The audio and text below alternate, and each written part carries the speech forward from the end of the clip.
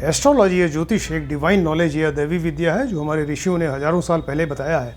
Astrology के आपको बताया था 3 मेन ब्रांचेस हैं, सिद्धांत, होरा और संहिता। संहिता ज्योतिष को मुंडेन एस्ट्रोलॉजी भी कहते हैं।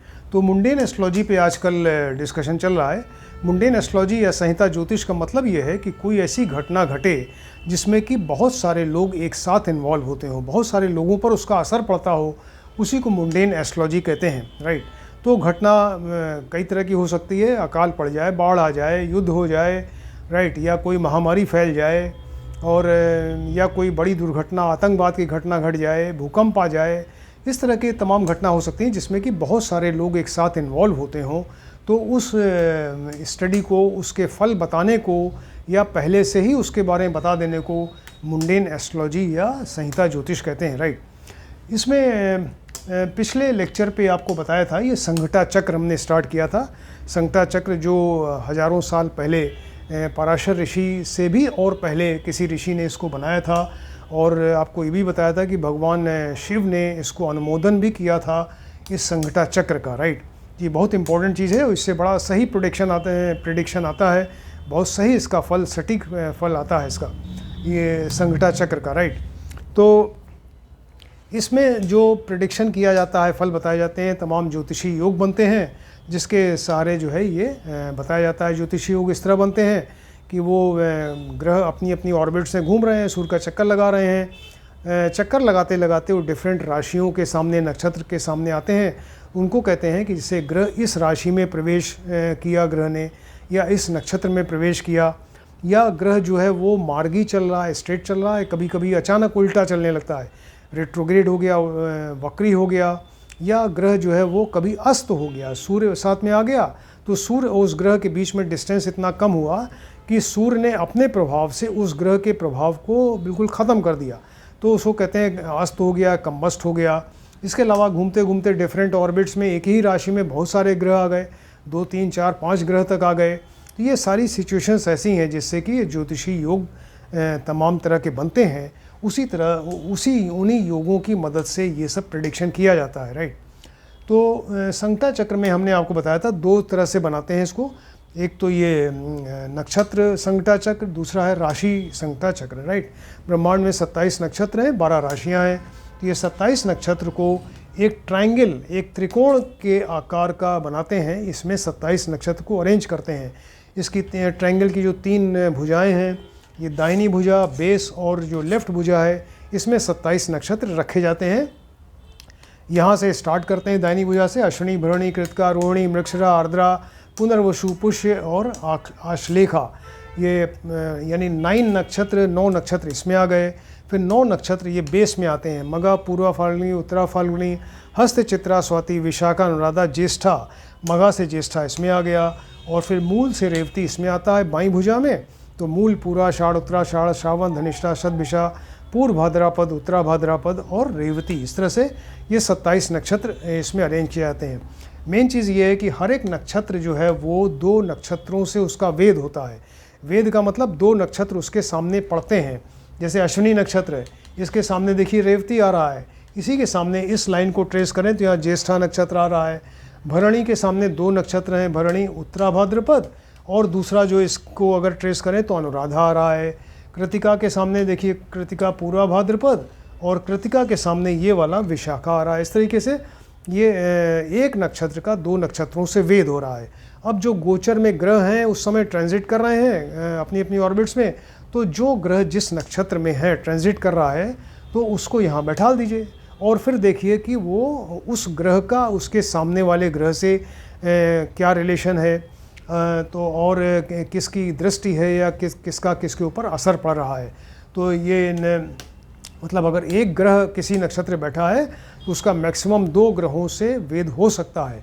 इसी तरह से ये राशि नक्षत्र, राशि संघटा चक्र है। इसमें 12 राशियों को अरेंज करके और 4 ट्रायंगल्स बनाए हैं, 4 त्रिकोण बनाए गए। देखिए 1, 2, 3, 4, और हर एक त्रिकोण में 3-3 राशियाँ हैं। 4 × 3 12 राशियाँ हो गई। तो इसको इस तरह से अरेंज करते हैं, मेष, वृष, मिथुन, कर्क, सिंह, कन्या, तुला, वृश्चिक, धनु, मकर, कुंभ और मीन, इस तरह से ऐसे अरेंज किया जाता है इसको। और फिर गोचर में जो ग्रह जिस राशि में उसको यहाँ बैठा दीजिए। फिर ये जिस तरह से इसमें वेद होता है यहाँ भी वेद होता है, यानी 12 नंबर जैसे ये है, अगर यहाँ कोई ग्रह है इसका वेद यहाँ सामने अश्विनी पे बैठे ग्रह से होगा, या इसका सामना यहाँ पर 8 नंबर राशि इसके सामने बैठे ग्रह से हो जाएगा। ये 2 नंबर में मान लीजिए यहाँ जैसे राहु बैठा हुआ है, राहु का वेद जो है 11 नंबर, यहाँ शनि इसके सामने इससे वेद हो रहा है, या 2 नंबर के सामने यहाँ पर ये 8 नंबर आ रहा है, 7 नंबर आ रहा है, 7 नंबर, 2 के सामने 7 नंबर आ रहा है, 7 नंबर में मंगल बैठा है। इस तरह से राहु शनि और मंगल का आपस में रिलेशन हो रहा है, दिखाई दे रहा है, राइट। तो ये इस तरीके से ये देखते हैं, और इसमें ज़्यादातर जो क्रूर ग्रह हैं वही इन्वॉल्व होते हैं, और क्रूर ग्रहों की आपस में दृष्टि या आपस से जो संबंध है, डिस्टेंस उनका कितना है और एक दूसरे पर क्या असर है, उसी से अंदाज मिलता है। तो ये संख्या चक्र से ज़्यादातर युद्ध की भविष्यवाणी की जाती है, कब वार होने वाला है, राइट, वार या युद्ध के बारे में भविष्यवाणी करते हैं, या भूकंप युद्ध है, भूकंप है, या कोई बड़ी आतंकवादी घटना हो, या कोई और बड़ी आतंक ऐसी घटना हो, तो उसके बारे में आप संख्या चक्र से सही अनुमान लगा सकते हैं, राइट। अब इसमें जो कुछ इम्पॉर्टेंट ज्योतिषी योग बताए गए हैं, ज्योतिषियों ने बताए हैं, हम आपको बताते हैं। जैसे ये शनि जो है जब रोहिणी नक्षत्र में था, राइट, ये 2 देखिए वर्ल्ड वार हुए हैं अभी तक, 1914 से लेके 18 और 1939 से लेके 45 के बीच में 2 वर्ल्ड वार हुए हैं। 1914 से 18 दूसरा वर्ल्ड वार हुआ, 1939 से 1945। तो दोनों वर्ल्ड वार के समय में ये शनि जो है वो यहाँ पर ये रोहिणी नक्षत्र में था, राइट। ये देखिए रोहिणी नक्षत्र है, यहाँ पे शनि बैठे थे। तो जब भी क्रूर ग्रह शनि यहाँ रोहिणी नक्षत्र में आएगा तो युद्ध की संभावना रहती है, राइट, ऐसा बताया। शनि के साथ मान लीजिए अन्य कोई क्रूर ग्रह आ जाए, जैसे राहु है, केतु भी अगर आ जाए, मंगल की दृष्टि भी हो जाए, तो और ज़्यादा संभावना उसकी बढ़ जाती है युद्ध की। मंगल प्लस राहु, मंगल राहु दोनों क्रूर ग्रह हैं। मंगल राहु जो है ये किसी नक्षत्र पर एक साथ हों या किसी राशि पर एक साथ हों, तो तब भी जो है वो युद्ध की संभावना होगी या भूकंप की संभावना होगी। मंगल प्लस राहु मिलके अंगारक योग बना रहे हैं, तो युद्ध या भूकंप आ सकता है, राइट। शनि प्लस मंगल प्लस राहु किसी नक्षत्र पे हों, शनि प्लस मंगल प्लस राहु, ये तीनों क्रूर ग्रह हैं, या किसी नक्षत्र पे हों, किसी राशि पे हों, तब भी युद्ध की संभावना होगी। शनि मंगल का आपस में रिलेशन बहुत मायने रखता है। शनि मंगल के बीच में कितना डिस्टेंस है, शनि और मंगल में द्विर्द्वादश संबंध हो, यानी 2 और 12 के डिस्टेंस पे बैठे हों। मान लीजिए शनि यहाँ पे है और मंगल यहाँ पे है, तो यहाँ से गिनेंगे तो 2, और यहाँ से जब गिनेंगे तो ये 12 आएगा, यानी 2-12 के डिस्टेंस पे शनि और मंगल हैं। इसी तरह से षडाष्टक एक रिलेशन होता है, यानी 6-8 का रिलेशन। शनि यहाँ पे है, अगर मंगल 1 2 3 4 5 6, अगर मंगल यहाँ पे होगा तो शनि मंगल यहाँ से 6 और यहाँ से गिनेंगे तो 8, यानी षडाष्टक 6-8 का डिस्टेंस हो गया। इसी तरह सम सप्तक यानी 1-7 का डिफरेंस हो, शनि यहाँ पे मंगल यहाँ पे, तो 1 2 3 4 5 6 7, यहाँ से गिनेंगे फिर 7। इस तरह से सम सप्तक एक दूसरे से 7 के डिफरेंस पे हो, तो शनि मंगल की अगर द्विर्द्वादश षडाष्टक या अगर सम सप्तक स्थिति है, चाहे नक्षत्र पे हो या फिर यहाँ पर शनि राशि में हो, तब भी ये इस तरह से युद्ध की संभावना, भूकंप की संभावना, आतंकवाद की संभावना ये होता है। एक ये एग्जाम्पल आपको बताते हैं, 1965 में इंडिया पाकिस्तान वार हुआ था, राइट। 1965 में इंडिया पाकिस्तान वार हुआ था। उस समय राहु जो है ये इंडिया की ये कुंडली है, भारतवर्ष की कुंडली है ये। इसमें राहु जो है वो वृष राशि में थे, उच्च के थे। राहु वृष राशि में उच्च का होता है, तो राहु यहाँ पर वृष राशि में बैठे थे। और उस समय मंगल जो है यहाँ 7th राशि में था, यानी लिब्रा या तुला राशि में था। और शनि जो है वो कुंभ राशि यानी अपनी मूल त्रिकोण राशि में थे। राहु 2 नंबर वृष राशि में, मंगल तुला राशि में और शनि कुंभ राशि में थे, राइट। लेकिन यहाँ पर कहीं से भी आपको रिलेशन दिखाई नहीं दे रहा है कि राहु मंगल शनि का आपस में कोई रिलेशन हो। ना तो राहु की मंगल पर दृष्टि है, ना ही मंगल शनि पे दृष्टि डाल रहा है, ना शनि राहु पे या शनि की मंगल पर दृष्टि है। लेकिन इसी चीज़ को अगर आप यहाँ देखें ये संघटा चक्र में, राशि संघटा चक्र में, तो देखिए राहु यहाँ बैठा 2 नंबर वृष राशि में, राहु यहाँ संघटा चक्र में 2 नंबर में है वृष राशि में, और शनि 11 नंबर में, शनि 11 नंबर में, और मंगल 7 नंबर में, मंगल यहाँ 7 नंबर में इसके सामने। तो ये संघटा चक्र, राशि संघटा चक्र में ये राहु, शनि और मंगल, ये तीनों का आपस में इस तरह से रिलेशन दिखाई दे रहा है, तीनों की एक दूसरे पर दृष्टि है, संबंध है। तो ये चीज़ यहाँ संघटा चक्र से और ज़्यादा क्लियर हो रही है, जो कि यहाँ ये ऑर्डिनरी कुंडली से नहीं पता चल रही थी, यहाँ संघटा चक्र से दिखाई दे रही है। और इसलिए यहाँ पर युद्ध हुआ, राइट। 1965 में इंडिया पाकिस्तान वार के समय राहु, शनि और मंगल की आपस में जो रिलेशन था, दृष्टियाँ थीं एक दूसरे पे, इससे ये युद्ध हुआ, राइट। इसी तरह से 1971 में भी ये भारत पाक युद्ध हुआ था। उस समय शनि जो है रोहिणी नक्षत्र में था, शनि यहाँ रोहिणी नक्षत्र में थे, वक्री थे, और उसके ऊपर मंगल की दृष्टि पड़ रही थी, यानी शनि यहाँ रोहिणी नक्षत्र में वक्री और उस पर मंगल दूसरे क्रूर ग्रह की दृष्टि थी।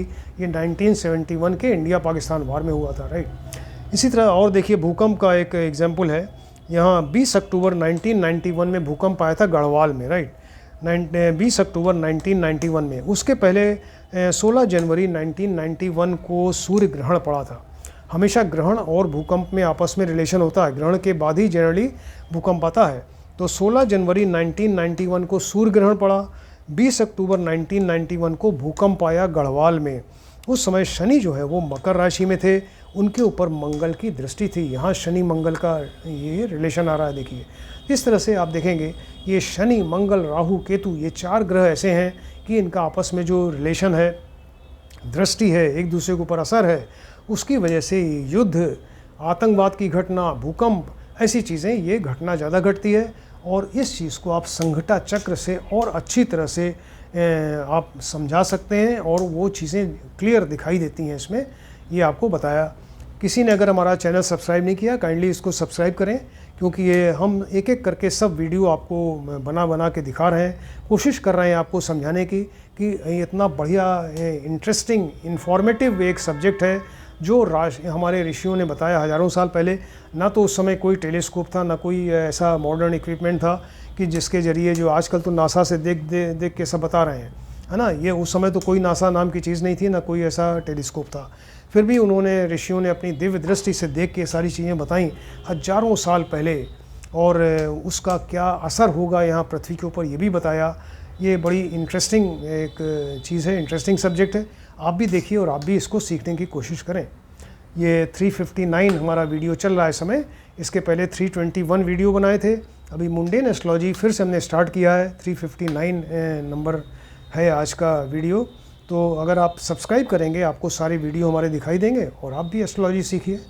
Thank you.